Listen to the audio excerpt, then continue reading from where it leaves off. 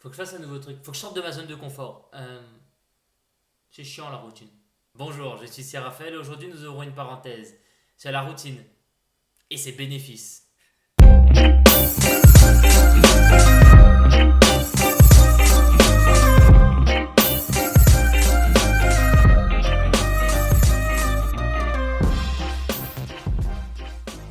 À chaque fois que je parle de routine avec quelqu'un, on me parle souvent de mauvaise routine, de mauvaises habitudes, d'ennui total, de lassitude.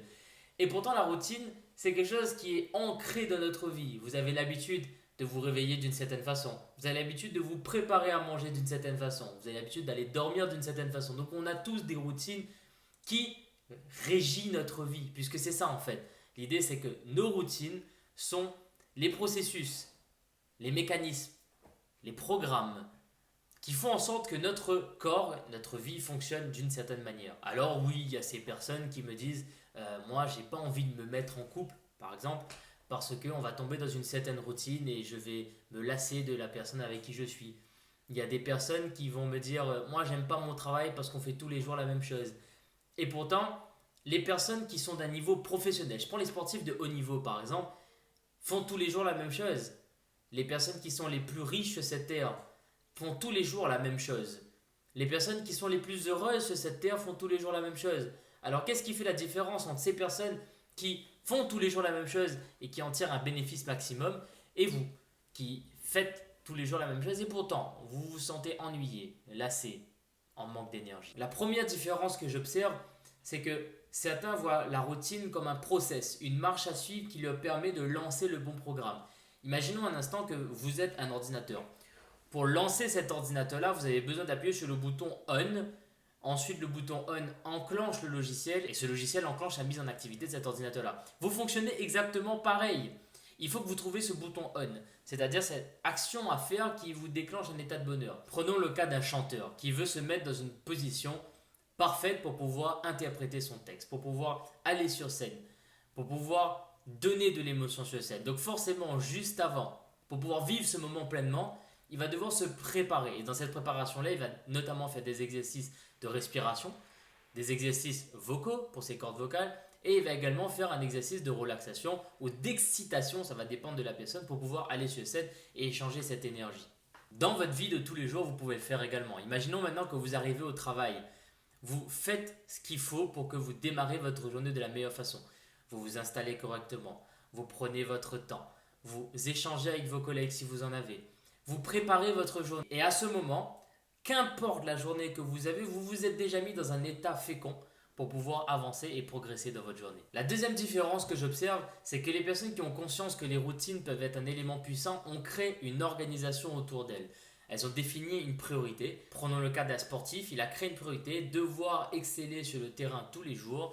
Donc ce qu'il fait, c'est qu'il crée des routines qui lui permettent de se préoccuper uniquement de ça. Donc il a besoin de bien manger, donc il a créé une routine de repas qui lui permet de passer le moins de temps possible. La deuxième différence que j'observe, c'est que pour certains, la routine est un gain de temps et pour d'autres, la routine est une perte de temps. Alors moi, je fais partie de ces personnes qui pensent que la routine est un gain de temps puisque c'est le moment en fait où notre corps va fonctionner en mode autopilote. Prenons l'exemple de quelqu'un qui veut ranger une pièce.